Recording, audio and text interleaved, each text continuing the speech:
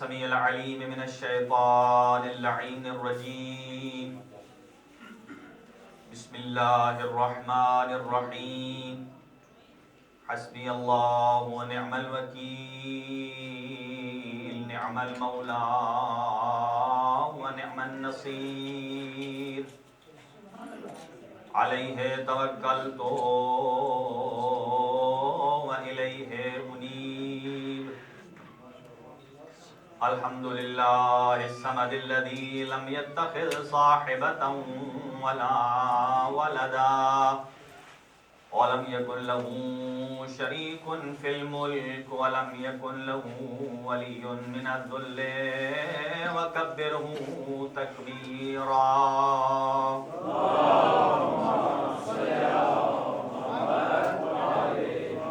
والصلاة والسلام وتحية والإكرام على سيدنا ونبينا وشفيع ذنوبنا وطبيب نفوسنا رحمة للعالمين الذي اسمه في السماء بأحمد وفي الأرضين بأبي القاسم محمد المصطفى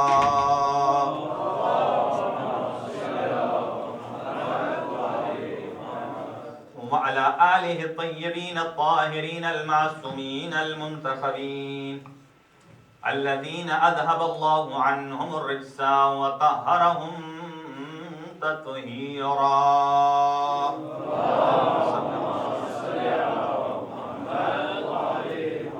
لا سيما على بقية الله الأعظم روحي وأرواح العالمين لتراب مقدمه الفداء. عجل الله تعالى فرجه الشريف وسهل الله تعالى مخرجه الشريف ولعنة الله على أعدائهم أجمعين من يومنا هذا إلى قيام يوم الدين. أما بعد فقد قال الحسين بن علي بن أبي طالب عليه السلام: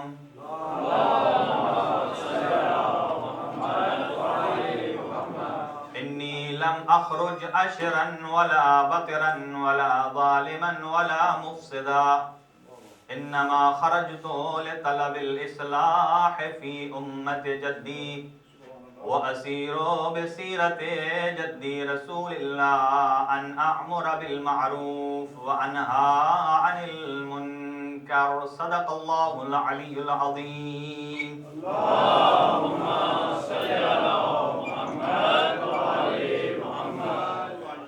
نعرہ تکبیر، اللہ اکبر. نعرہ تکبیر، اللہ اکبر. نعرہ رسالت، یا رسول اللہ. نعرہ رسالت، یا رسول اللہ. نعرہ حیدری، نعرہ حیدری.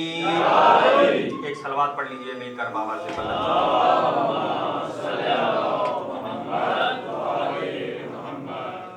حاضرین گرامی قدر، 1437 ہجری کے محرم الحرام کی پہلی مجلس کے عنوان سے چند ایک معروضات آپ کی خدمت میں گوش گزار کرنے کی سعادت حاصل کروں گا.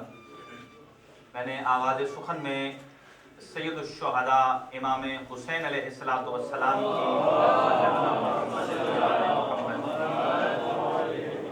کا فرمان ذیشان آپ کی خدمت میں تلاوت کرنے کا شرف حاصل کیا.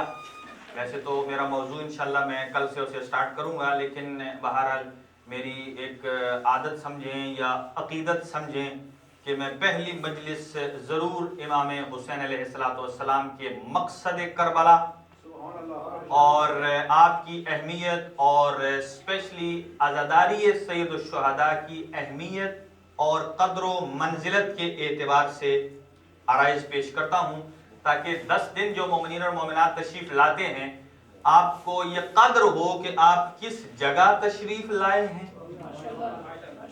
اس کا فوائد کیا ہیں، اس کا ثواب کیا ہے، دنیا میں کیا ہے اور آخرت میں کیا ہے. بہت انتہائی عزت و احترام کے ساتھ میں تمام مومنین و مومنات کی خدمت میں گزارش کروں گا کہ جو معروضات میں آپ کی خدمت میں گوش گزار کروں، مجھے امید ہے کہ آپ اسے بڑے احسن طریقے سے سماعت بھی فرمائیں گے اور ساتھ ساتھ معصوم کے اس فضیلت کی تائید بھی فرماتے رہیں گے اور انصاف بھی فرماتے رہیں گے. محسن اعظم انسانیت سید الشہداء امام حسین علیہ السلام.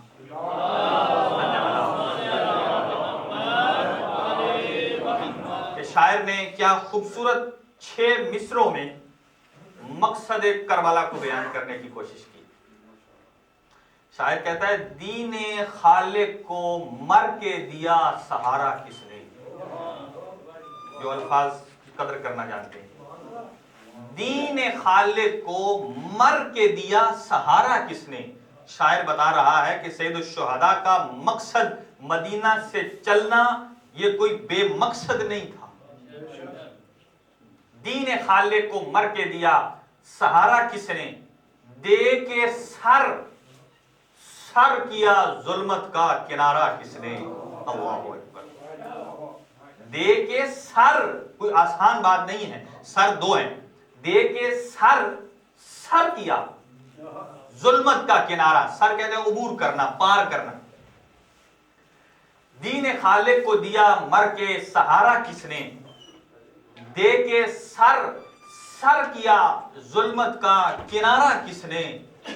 موت تو مارتی ہے, موت کو مارا کس نے. میں انتہائی شکر گزار ہوں آپ کا. موت تو مارتی ہے. تمام حضرات موت سے خائف ہیں. جو ہاسپٹلائزڈ ہوتا ہے وہ اسپیشل کہتا ہے میرے لیے دعا کریے. ظاہر ہے انسان کو زندگی سے پیار ہے. موت تو مارتی ہے, موت کو مارا کس نے. موت رہ گئی فنا تک, یہ بقا تک پہنچا. توجہ چاہوں گا. دین خالق کو دیا مر کے سہارا کس نے. دے کے سر کیا ظلمت کا کنارہ کس نے. جو ابھی تک میرے ساتھ شامل نہیں ہوا میں اس سے توجہ چاہوں گا. دین خالق کو دیا مر کے سہارا کس نے. دے کے سر کیا ظلمت کا کنارہ کس نے. موت تو مارتی ہے, موت کو مارا کس نے. موت رہ گئی فنا تک, یہ بقا تک پہنچا. موت کو مار کے شبیر خدا تک پہنچا.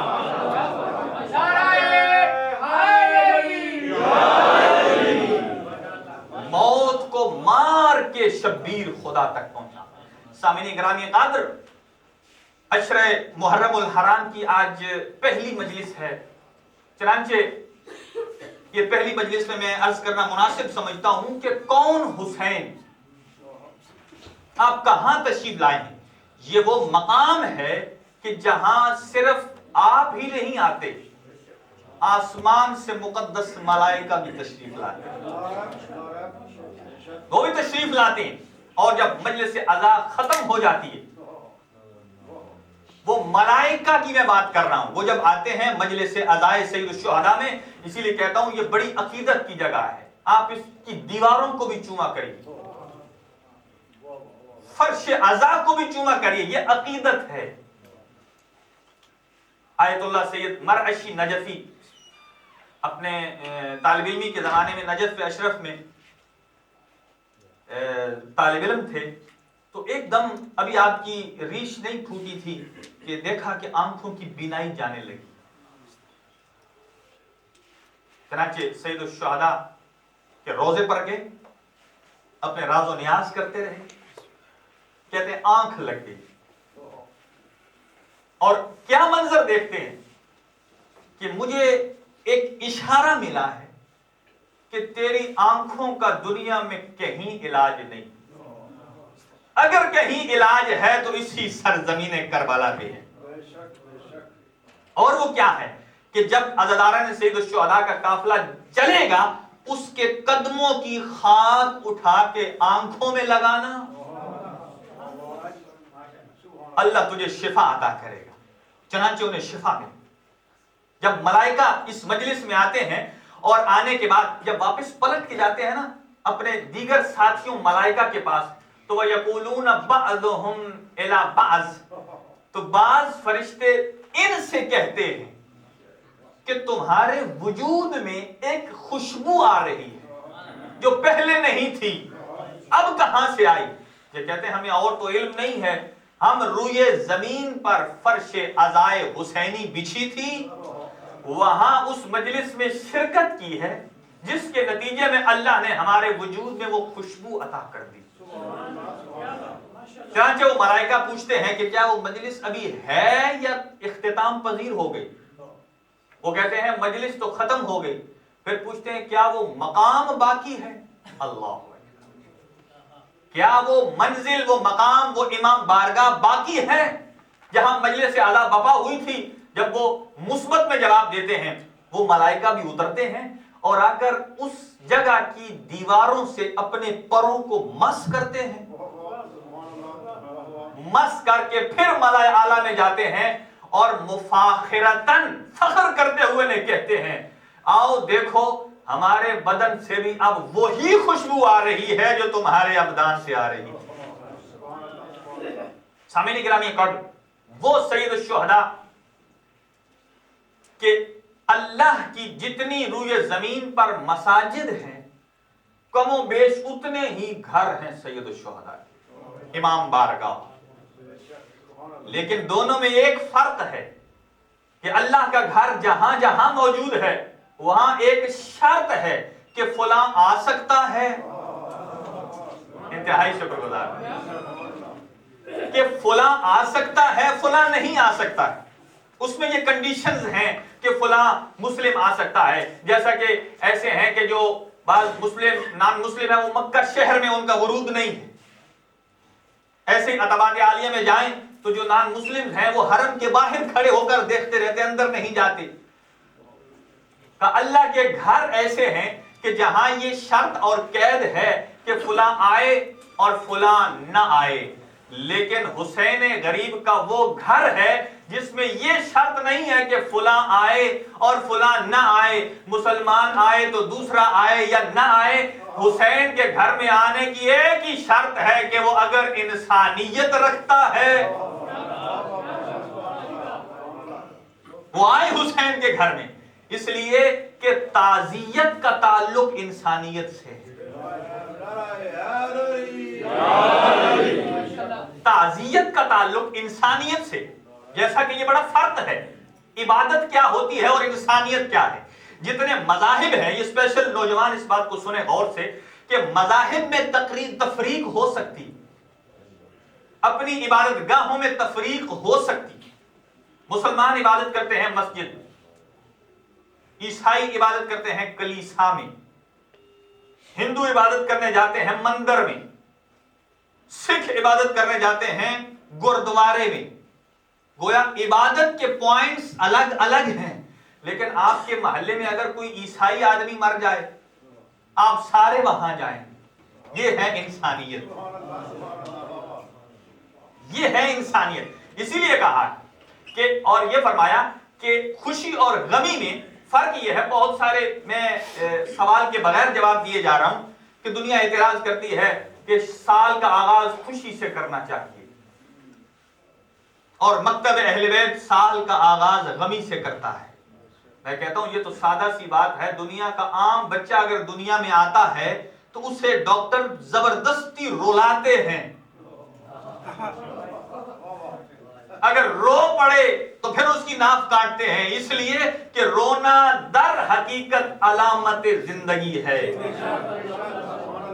اور جو ابتدا میں نہ روئے پھر دنیا اس پہ روتی ہے، لیکن دنیا کو یہ رونا بھول گیا ہے، وہ یاد ہے کہ کوئی غار میں رو رہا ہے، کوئی مسجد میں رو رہا ہے۔ چنانچہ خوشی اور غمی کا جو تعلق ہے، خوشی کا تعلق ہوتا ہے دعوت نامے سے،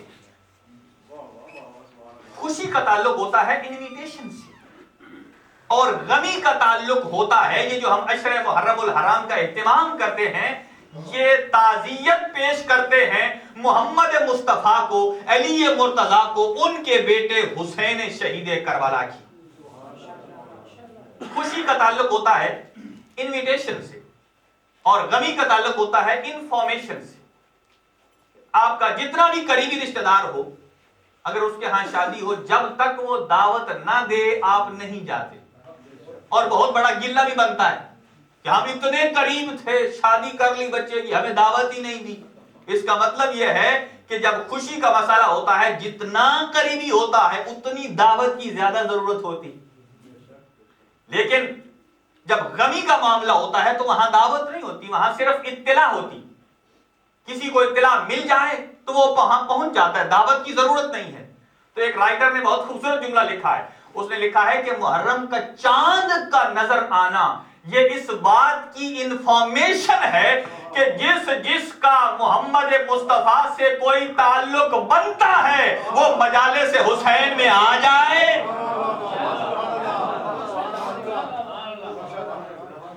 جس کا محمد مصطفیٰ سے کوئی تعلق ہے وہ مجالس میں آ سکتا ہے، محمد مصطفیٰ کو تعزیت پیش کر سکتا ہے۔ ہاں، جس کا محمد مصطفیٰ سے کوئی تعلق نہیں ہے، نہ اس کا علی سے تعلق ہے، نہ حسین سے تعلق ہے، اور نہ ایسے سے ہمیں تعزیت چاہیے،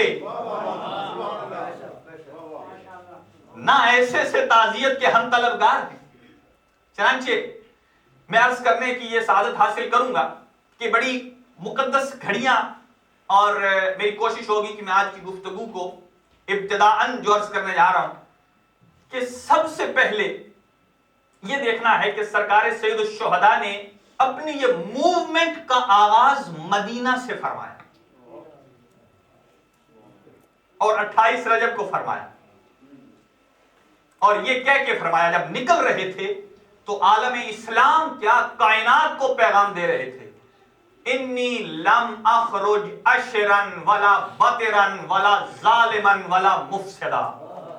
فرماتے ہیں کہ میں حسین نہ ظلم کے بپا کرنے کے لیے جا رہا ہوں، نہ فساد کے لیے جا رہا ہوں، نہ میں جاہ و جلال کے لیے جا رہا ہوں۔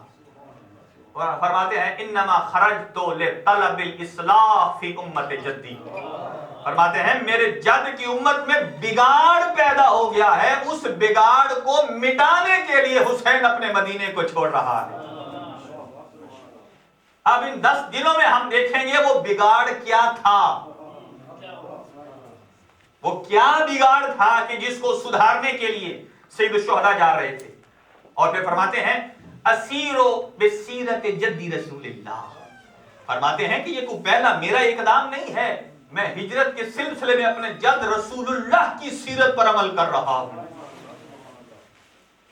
ان اامر بالمعروف وانہا عن المنکر، میں نیکی کا حکم دینے جا رہا ہوں اور برائی سے روکنے جا رہا ہوں۔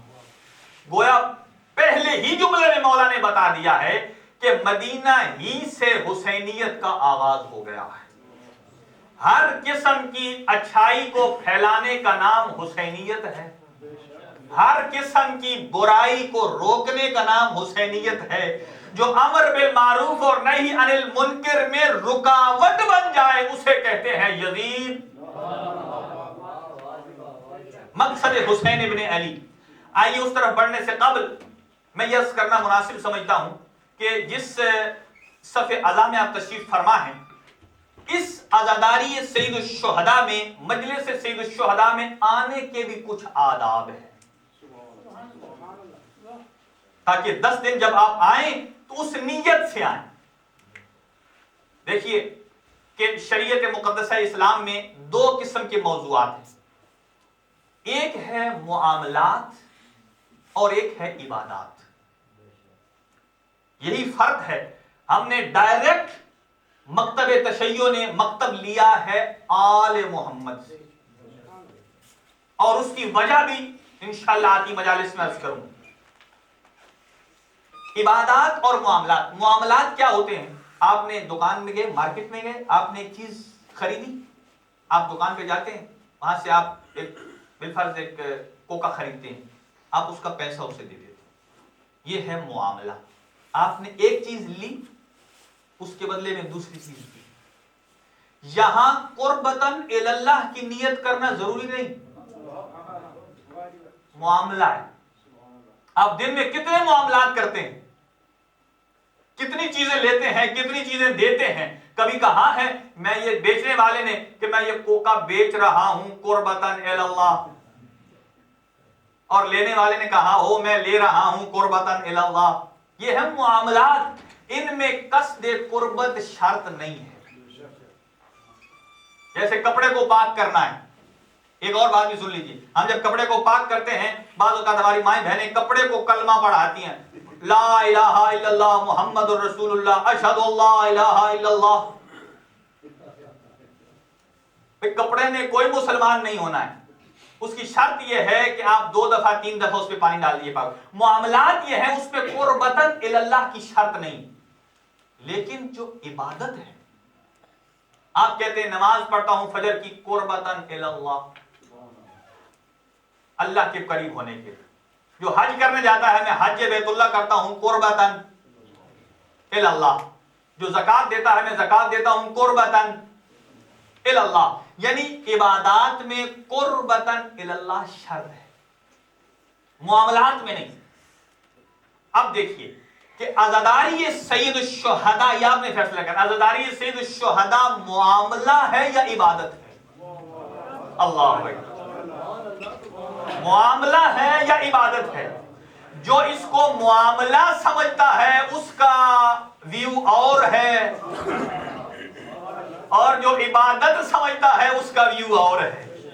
جو اسے معاملہ سمجھ کے کچھ لے لیتا ہے, سب کچھ دنیا میں مل جاتا ہے, لیکن جو عبادت سمجھتا ہے دنیا میں بھی دیتے ہیں, آخرت میں بھی عطا کر دیتے ہیں, آخرت میں بھی عطا کر دیتے. اب دیکھیے, ایک اور اسپیشلی بشمول میرے جو بھی یہاں آتے ہیں پڑھنے کے لیے, وہ یہ خاص طور سے نیت کریں کہ ہم عزاداری سید الشہداء میں پارٹیسپیٹ کر رہے ہیں, پڑھ رہے ہیں قربتاً الی اللہ. بشمول مجھے بھی کہ میں جو پڑھ رہا ہوں دکھلاوے کے لیے نہیں, قربتاً الی اللہ. اور جو گھر سے چلتے ہیں آر سمجھ کے نہیں کہ بیٹا کہے چونکہ بابا جا رہے ہیں اب مجھے جانا ہی پڑے گا, نہ گیا تو وہ خفا ہوں گے. بھئی آپ جا بھی رہے ہیں, تکلیف بھی لے رہے ہیں, لیکن ثواب بھی نہیں مل رہا. آپ خوش ہو کے گھر سے ہی کہیں کہ میں مجلس حسین میں جا رہا ہوں قربتاً الی اللہ. آپ کے ہر ایک ایک قدم پہ اللہ 70,000 نیکیاں آپ کے نامہ اعمال میں درج فرما دے.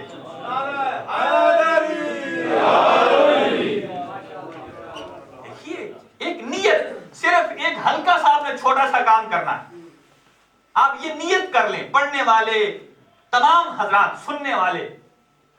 اب ایک میں آپ کو مثال دیتا ہوں کہ اس کا ثواب کیا ہے, آپ امیجن نہیں کر سکتے. اگر آپ یہ سن لیں, میں کہتا ہوں جو بھی پڑھنے والا آئے وہ اتنے خلوص سے پڑھے, اس کے خلوص سے رقت طاری ہو جائے. مولا امام رضا علیہ السلام کا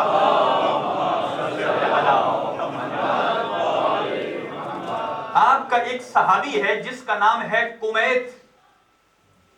کمیت اسدی, اور وہ آیا اور حضرت نے پوچھا, اے کمیت, تو جو ہمارے جد کی شان میں لکھتا ہے, کیا محرم کا چاند نظر آ گیا؟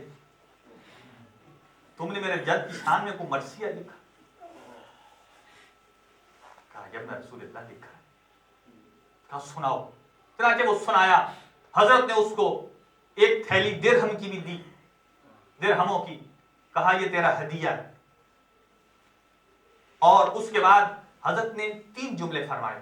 حضرت فرماتے ہیں, اے کمیت, تجھے پتا ہے تو نے جو مجھے رلایا ہے اس کا ثواب کیا ہے؟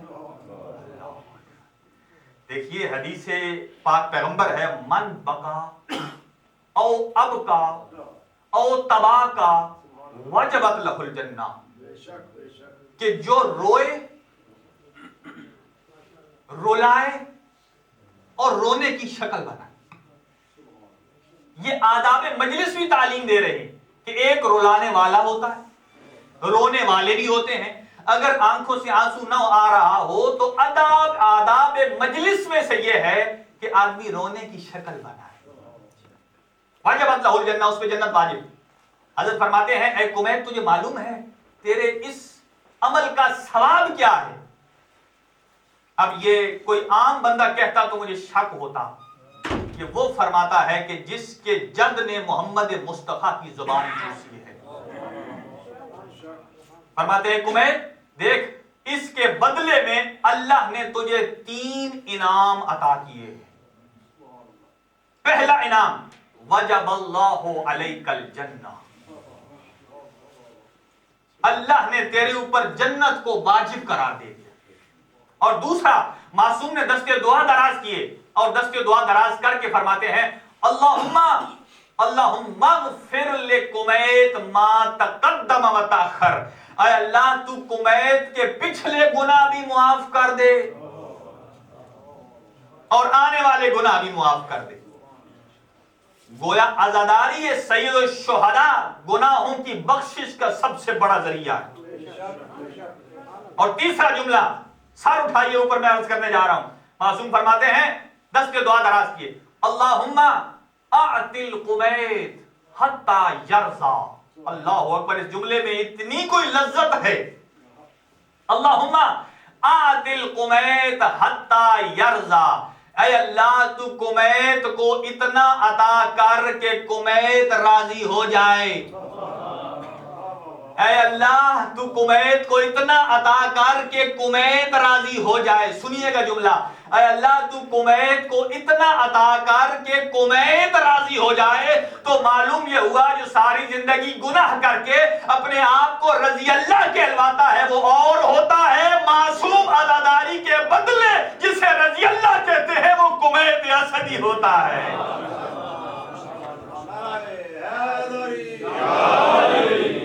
وہ کمیت اسدی۔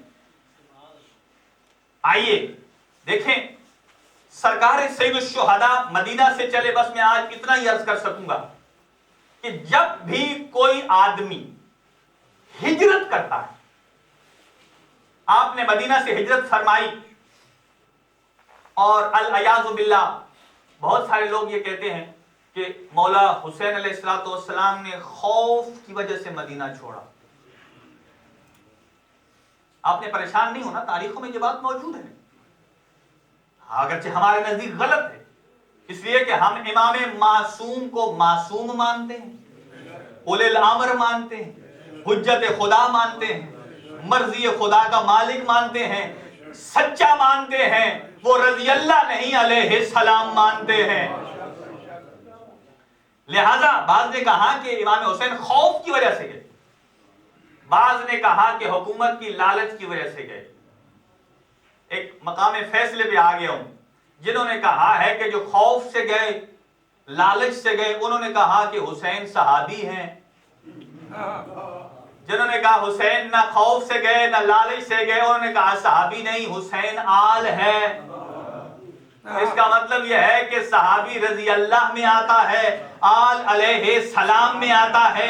جو ابھی تک یہ فیصلہ نہیں کر سکا کہ علیہ السلام کہاں کہنا ہے، رضی اللہ کہاں کہنا ہے، اسے کیا معلوم کہ کون خوف سے جا رہا ہے، کون لالچ سے جا رہا ہے۔ سامعین گرامی قدر، یہی فرق ہے کہ جس نے لکھا ہے کہ حسین صحابی ہیں، اس نے کہا ہے خوف سے گئے، اس لیے کہ صحابیوں کو معلوم ہے کہ ڈر جانا صحابیوں کی علامت ہوتی ہے، لالچ کرنا یہ بھی صحابیوں کی علامت ہوتی ہے۔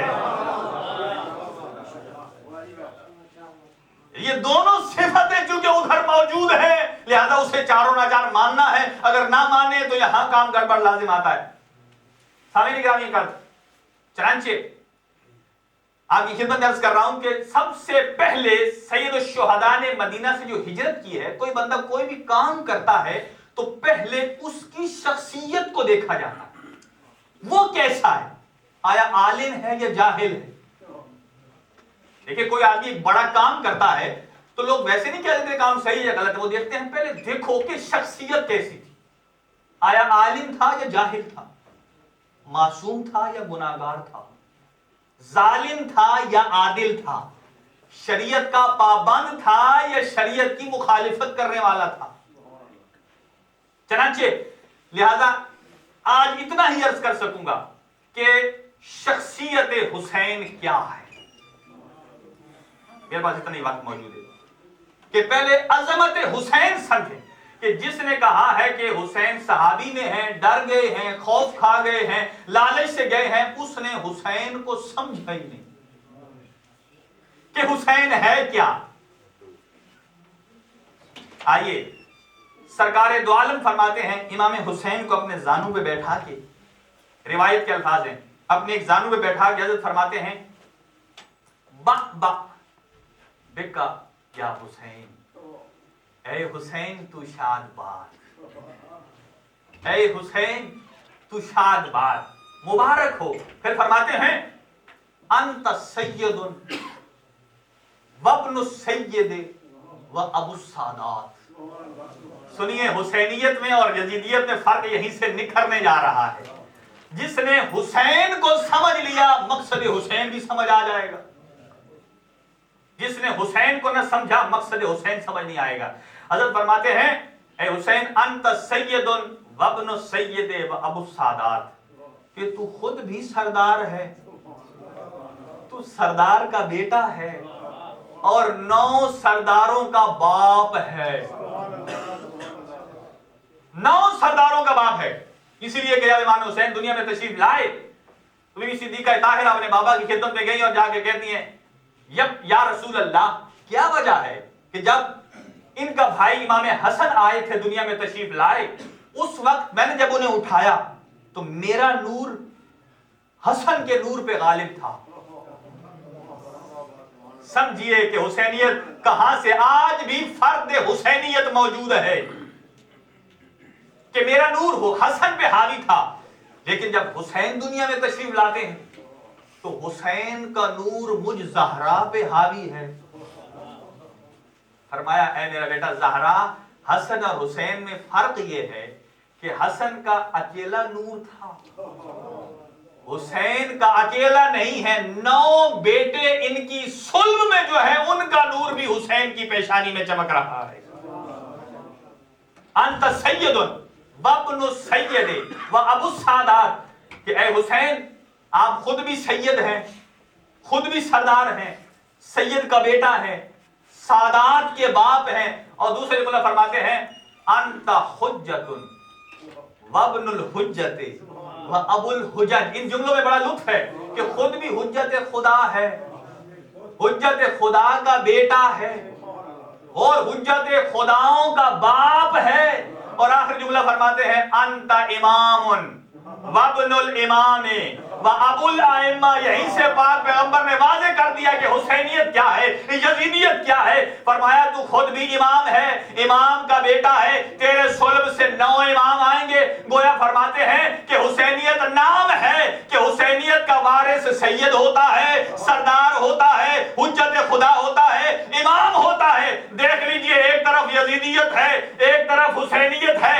यजीदियत को अली की बेटी ने शाम में दफना दिया है और हुसैनियत का बेटा आज भी पर्दा गैबत में बैठा देख रहा है। मोहम्मद वाले मोहम्मद बुलंद कर पंजे तनी सलावत।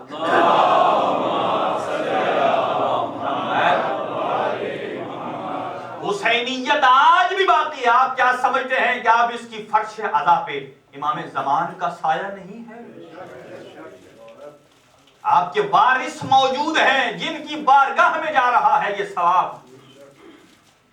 देखें, एक कैमरे की आंख देख रही हो तो बंदा हल्का फुल्का इधर उधर नहीं होता, लेकिन हुज्जत खुदा के कायनात जिसकी आंखों के सामने ऐसे ही है जैसे हाथ की 5 उंगलियां।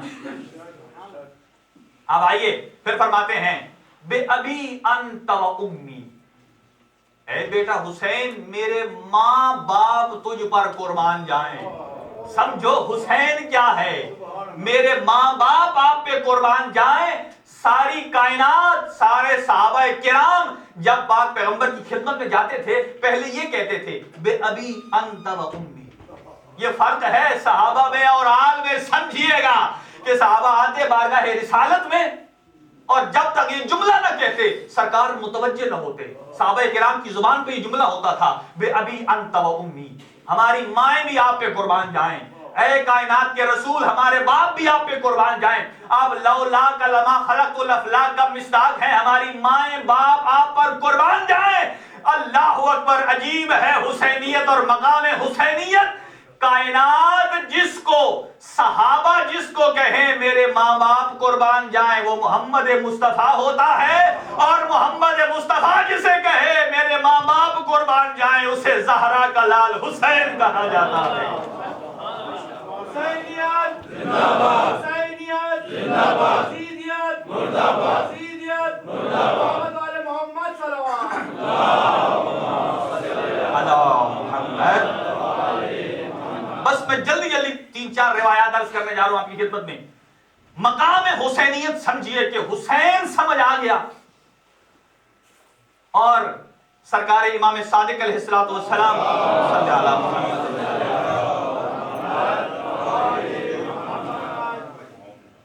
आप बयान फरमाते हैं कि करबला की शहादत के बदले अल्लाह परवरदिगार आलम ने हमारे जद हुसैन को 3 इनाम अता किए। देखिए हुसैनियत 3 इनाम। पहला जअलल इमामत फी ज़ुर्रियतिल हुसैन, दूसरा वजअलल इजाबत तहत कुब्बतिल हुसैन, और तीसरा जअल शिफा फी तुरबतिल हुसैन। अल्लाहु अकबर। अब एक एक करके बयान करूंगा, वक्त इंतहाई नाजुक मरहले में पहुंच गए। वजअलल इमामत फी ज़ुर्रियतिल हुसैन, करबला की शहादत के सिलसिले में अल्लाह सुब्हानहू तआला ने नस्ल इमामत को सैयद शुहदा के सुल्ब में करार दे। और फिर फरमाते हैं कि कौन हुसैन का बेटा जो पर्दे गैब में है। फरमाया हुसैन की ताकत का अंदाजा है कि हुसैन कौन है। कहा हुसैन उस ताकत का नाम है जिसका नामा बेटा जब तक ज़हूर नहीं करेगा तब तक अल्लाह कयामत नहीं लाएगा। ताकत हुसैन तब तक नहीं आए। और फरमाया वजअलल इजाबत तहत कुब्बतिल हुसैन, कि आप खाना काबा में जाते हैं, रिवायात में है कि जब आपकी पहली निगाह काबे पे पड़े तो जो दुआ मांगेंगे अल्लाह आपकी दुआ को रद्द नहीं करेगा, कबूल कर लेगा, जितनी बड़ी से बड़ी दुआ हो। और यही शर्त है कि सैयद शुहदा के कुब्बा के नीचे जो दुआ को कबूल करे अल्लाह उसको कभी रद्द नहीं करता। क्यों? देखिए क्या वजह तशबीह है कि खाने खुदा में भी दुआ रद्द नहीं होती और खाने सैयद शुहदा में भी दुआ रद्द नहीं होती। और दोनों में देख लीजिए, जब कोई मुसाफिर खाना काबा में चला जाए वहां भी उसे इख्तियार है चाहे नमाज पूरी पढ़े या आधी पढ़े, इसलिए कि आम बंदा चाहे हजारों मील सफर तय कर दे, खाने खुदा में जाए तो खाने खुदा में मेहमान नहीं है, वो उसका उतना ही शरीक है जितना वहां का रहने वाला है। और इसी तरह अगर कोई खाने सईद शुहदा में चला जाए वहां भी यही सूरत हाल है, चाहे तो पूरी नमाज पढ़े चाहे तो आधी पढ़े, असर पढ़े। क्या वजह तशबीह है? सुनिए, खाने खुदा में सिर्फ एक नबी के अमल के निशान बाकी है। अली हजरत इब्राहीम अलैहिस्सलातु वस्सलाम और आपकी ज़ौजा और आपके बेटे के आसार मौजूद हैं, वो खाने खुदा है, वहां अल्लाह दुआ रद्द नहीं करता। लेकिन करबला में क्या है? करबला में मासूम इरशाद फरमाते हैं छठे इमाम कि हर रोज 70,000 फरिश्ते नाजिल होते हैं और 70,000 जाते हैं, और जो एक मर्तबा आ गया फिर सादत नसीब नहीं होती। और फरमाते हैं कि हर शबे जुमा को 70,000 अंबिया आते हैं, बारगाह हुसैन में सलाम पेश करते हैं, हमारा सलाम हो तुझ पर ए हुसैन। आप दुआए ज़ियारत वारिसा में पढ़ते हैं, अस्सलामु अलैका या वारिस आदम सिफ़तिल्लाह, ए आदम के वारिस तुझ पे सलाम, ए इब्राहिम के वारिस तुझ पे सलाम, ए मूसा के वारिस तुझ पे सलाम, ए ईसा के वारिस तुझ पे सलाम, ए मोहम्मद मुस्तफा के वारिस तुझ पे सलाम। ये अंबिया क्यों आते हैं? फरमाया काबे में दुआ इसलिए कबूल होती है, एक नबी के आसार मौजूद हैं, लेकिन सारे अंबिया आते हैं कब्र मुतहरे हुसैन पे और शब जुमा आके सलाम पेश करते हैं और ये कहते हैं हुसैन तेरी पर सलाम, इसलिए कि अगर तू न बचाता दीन मुस्तफा को तो हमारी मेहनत न बच सकती। आदम आके अपना शुक्रिया अदा करते हैं, हुसैन तूने शहादत देकर हमारी मेहनत को बचा लिया। जअल अल इजाबत तहत कुब्बत अल हुसैन, दुआ कबूल होती है। आइए एक और जुमला सुन लीजिए, और इंतहाई नाजुक मरहले में पहुंच गया। चनांचे ये जो अतबात आलिया की ज़ियारत की ख्वाहिश रखते हैं ना, मैं कहता हूं अपनी पॉकेट की तरफ न देखा करें कि जब करबला की बात आए। कई लोग बड़े हिसाबी किताबी होते हैं, वो कहता भी मेरा बजट इजाजत नहीं देता मैं करबला जाऊं।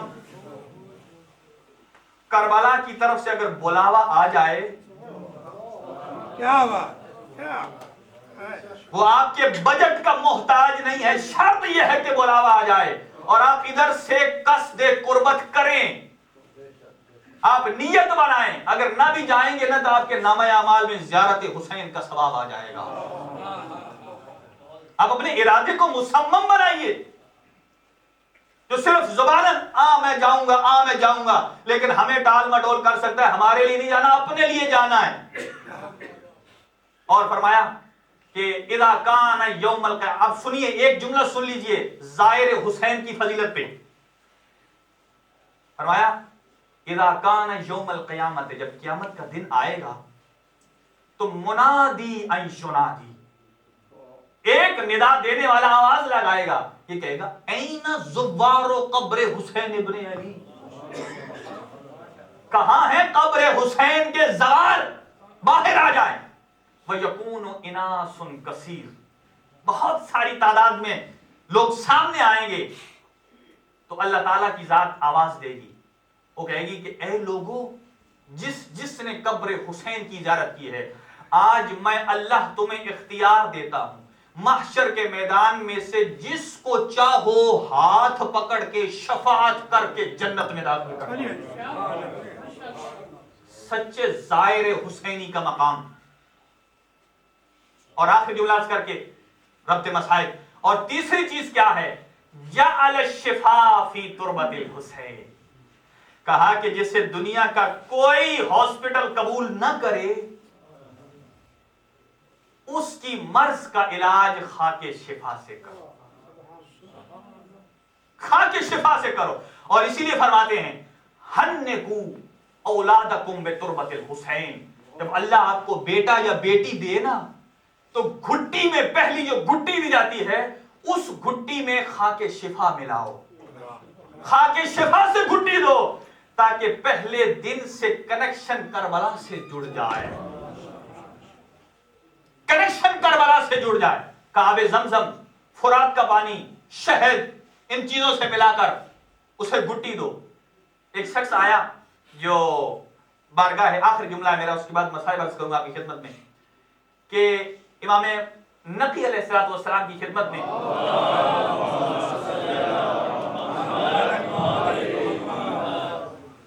और आकर कहता है यब्न रसूलिल्लाह, मैं लाइलाज हूं, मैं लाइलाज। आपने फरमाया ऐसा कर, पानी ले, उसके अंदर खाके शिफा मिला, पी जा, तुरबत हुसैन के सदके अल्लाह तुझे शिफा देगा। वो कहता है या रसूलुल्लाह मैं ऐसा कर चुका हूं, मुझे शिफा नहीं मिली। अल्लाह अकबर। देखिए हमारे यहां जब दुआएं कबूल नहीं होती तो हम समझते हैं ये कसूर खुदा का है, ये नहीं समझते कि आया हमारे दुआ मांगने में भी कोई कमी रह गई है या नहीं, ये कुफरान नेमत है। कहा देख खाके शिफा का असर अपना है, वो अलग बात है कि तूने खाके शिफा के इस्तेमाल में वैसे कोशिश नहीं की। चनांचे हजरत ने अंदर हुजरे में तशरीफ ले गए और एक कागज की टुकड़ी में छोटी सी खाके शिफा को लेके आ गए। कहा जा इसे पानी में हल कर और उसे पी ले। चनांचे उसने हल किया, पी ली और शिफा हो गई। फजीलत का भी आखिरी जुमला है। चनांचे जब शिफा हो गई तो आया कहता यब्न रसूलिल्लाह, वो पहले भी खाके शिफा थी जो मेरे पास थी, और ये आपके पास थी, ये भी खाके शिफा, उससे शिफा मिल गई, उससे क्यों ना मिली। हजरत ने फरमाया खाके शिफा को रखने के भी कुछ आदाब हैं, रखने के भी आदाब हैं। चूंकि उस खाके शिफा को तेरे गुनाहगार हाथों ने टच कर लिया था, اور اس سے اس کا اثر زائل ہو گیا. گویا کہ یطہرکم تطہیرا کے ہاتھ تو ویسے ہی پاک ہوتے ہیں جیسے اللہ پاک کرتا ہے. توجہ چاہوں گا, آخری جملہ سن لیجیے اور آج کی مجلس کا خلاصہ کہ حسینیت کیا ہے اور یزیدیت کیا ہے. جب کہا نا کہ وہ بھی کھا کے شفا دی, یہ بھی کھا کے شفا ہے, آپ کی کھا کے شفا سے مجھے شفا مل گئی, میری سے نہیں مل رہی تھی. حضرت نے فرمایا چونکہ تیرے نجس ہاتھ ہیں, میرے یطہرکم تطہیرا سے دھلے ہوئے ہاتھ ہیں, فرماتے ہیں تیرے نجس ہاتھ اس کو لگ گئے تو اس کا اثر ختم ہو گیا. اب وہ شفا نہیں دے سکتی تمہیں, وہی دے گی جسے یطہرکم تطہیرا کا ہاتھ لگا ہے. توجہ عزیزان گرامی, کھا کے شفا کیا ہے؟ محمد مصطفیٰ کے بیٹے حسین کے قدموں کی خاک ہے خاک شفا. محمد مصطفیٰ کے بیٹے حسین کی قدموں کی خاک خاک شفا کو اگر نجس ہاتھ لگ جائے تو اس میں شفا ختم ہو جاتی ہے. پھر جملہ عرض کر رہا ہوں, اگر اسے نجس ہاتھ لگ جائے اس میں شفا ختم ہو سکتی ہے. حسین کے قدموں کی خاک کو نجس ہاتھ لگ جائے اس کا اثر نہیں رہتا. تو مجھے عالم اسلام سے سوال یہ ہے, اگر کوئی نجس العین محمد مصطفیٰ کے منبر پہ بیٹھ جائے وہ دین کیسے اثر کر جاتا ہے؟ اللہ وہ دین یطہرکم تطہیرا سے جو لایا ہے وہ صرف حسین ہے, وہ صرف حسین ہے. سامعین گرامی قدر, اور آپ سب نے محرم کا چاند دیکھ لیا. بس میرے پاس 5 منٹ ہیں دامن وقت میں, اسی میں میرا کام جملے عرض کرنا ہے. جس کے نصیب میں ہے اپنی آنکھوں کو وضو کروا لے. عزادارو یہ بات یاد رکھیے گا کہ آپ جس کے بیٹے کی صف عزا میں ہیں نا, اس کی نظریں آپ کے اوپر رہیں. آپ نے اور ہم نے محرم کا چاند تو امن میں دیکھا نا, لیکن علی کی بیٹیوں نے محرم کا چاند امن میں نہیں جنگلوں میں دیکھا. اجرکم اللہ. عزادارو جب محرم کا چاند نظر آتا نا تو میرے مولا امام رضا علیہ السلام اپنے سر سے امامہ اتار دیتے, قدموں سے جوتا اتار دیتے. ایک مرتبہ آپ جا رہے تھے مدینہ کے بازار میں بغیر نالین کے, اور دکانداروں نے اپنی دکانیں چھوڑ دی اور آئے اور آ کر کہتے یا ابن رسول اللہ, آپ اور بغیر نالین کے. حضرت کی آنکھوں سے آنسو آ گئے, بول نہیں سکتے تھے اور آسمان کی طرف اشارہ کر کے کہتے دیکھو محرم کا چاند نظر آ گیا. اجرکم اللہ. اور صحابہ کرام بیان کرتے ہیں کہ امام صادق علیہ السلام نے کبھی محرم کا چاند آسمان پہ نہیں دیکھا. مدینے کے لوگ یہ دیکھتے تھے کہ جب جعفر صادق کے گھر سے رونے کی آوازیں بلند ہو جاتی نا تو دنیا سمجھتی تھی کہ لو محرم کا چاند نظر آ گیا. اجرکم اللہ. اور امام رضا علیہ السلام دیکھیں, میں کہتا ہوں کہ اللہ ان کے مرحومین کو جواہر سید الشہداء میں جگہ نصیب فرمائے. میں دیکھ رہا تھا جو نوجوان یہ صف عزا بچھا رہے تھے نا, یہ سفید چادر, یہ سنت امام رضا علیہ السلام ہے. امام جہاں مجلس سید الشہداء کا انعقاد ہوتا اپنے ہاتھوں سے چٹائیاں بچھاتے, دریاں بچھاتے. نوکر چاکر بھی موجود ہوتے تھے. ایک مرتبہ ایک نوکر نے پوچھا کہ یا ابن رسول اللہ آپ ہمیں کیوں نہیں حکم فرماتے, ہم یہ بچھا دیں گے. آپ نے فرمایا تجھے نہیں معلوم اس چٹائیوں پر کس کس نے آ کر بیٹھنا ہے, کس کس نے آ کے بیٹھنا ہے. چنانچہ اتنے میں دیبل خزائی آیا اور اسے کہتے ہیں دیبل کیا محرم کا چاند نظر آ گیا, تو نے میرے جد کی شان میں کچھ لکھا ہے؟ عزادارو میں کہتا ہوں مولا حسین تیری عظمت کو سلام کہ مولا امام رضا ایک ذاکر کو کیا لقب دے رہے ہیں. فرماتے ہیں دیبل آ, چند قدم آگے بڑھے اور اس کو سینے سے لگا کے کہتے ہیں آ میری دادی زہرا کے مددگار, میری دادی زہرا کے مددگار, آ جا کچھ پیش کر. جب کہا نا کہ آ منبر پہ سوار ہو جا, دیبل کہتا ہے مولا تو آپ کہاں بیٹھیں گے؟ کہا میں نیچے۔ تو کہتا ہے زمانے کا امام زمین پہ ہو، میں ممبر پہ کیسے بیٹھ سکتا ہوں؟ وہاں حضرت کی سسکیاں بھر گئیں اور فرماتے ہیں نہیں تو جا ممبر پہ بیٹھ، میں یہاں بیٹھوں گا اس لیے کہ یہاں میری دادی زہرا بھی آتی۔ اور پھر فرمایا کہ عرب کا دستور ہے کہ جب کسی کے ہاں کوئی فوتیدگی ہو جائے نا عزادارو، تو اس لڑکے کا باپ یا جو فوت ہو جائے اس کا باپ جو ہے مردوں کے دروازے پہ کھڑا ہو جاتا ہے، لوگوں کا استقبال کرتا ہے، اور اس کی ماں عورتوں کے دروازے پہ کھڑی ہو جاتی ہے۔ اور فرمایا جب سے میرے جد حسین کی کربلا میں شہادت ہوئی ہے نا، ارے جہاں جہاں مجلس حسین بابا ہوتی ہے عورتوں کے دروازے پر میری دادی زہرا کھڑی ہوتی ہے، اور مردوں کے دروازے پر میرا دادا علی کھڑا ہو کے کہتے ہیں آؤ میرے بیٹے کے عزادارو۔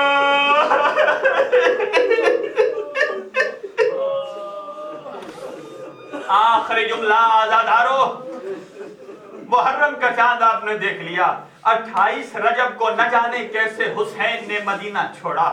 بس ایک چیز سن لیجئے، میں کہتا ہوں حسین نے تنہا نہیں چھوڑا، علی کی بیٹی بھی حسین کے ساتھ تھی، اور حسین کی دامن ابا کو پکڑ کے نا اپنے ہاتھ میں تھام کے میری بی بی آقا زادی روئے جا رہی ہے، کہتی ہے میرا بھیا حسین کہاں جا رہا؟ فرماتی ہے جب سے میرے بھیا حسن کے جنازے پہ تیر لگے ہیں نا، تب سے مجھے مدینے والوں پر کوئی بھروسہ نہیں۔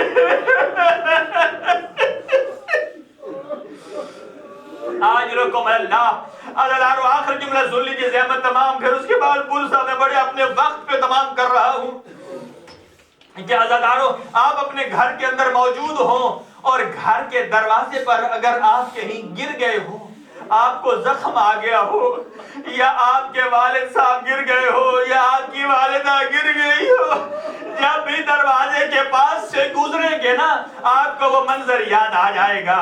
لیکن جب حسین مدینہ سے چلنے لگے نا، میری آقا زادی اپنے گھر کے جب دروازے پہ پہنچی نا، ایک دفعہ علی کی بیٹی کی چیخ بلند ہو گئی، نہ جانے کون سا وقت یاد آ گیا، اور وہی وقت یاد ہے کہ جب دشمن آگ لے کر اس دروازے پہ آئے، اخرت مخشیتاً علی الارض بوجہہا، جب زہرا نے کہا فضا مجھے بچا، میرا محسن شہید ہو گیا، علی کی بیٹی تیری غربت میں سلام۔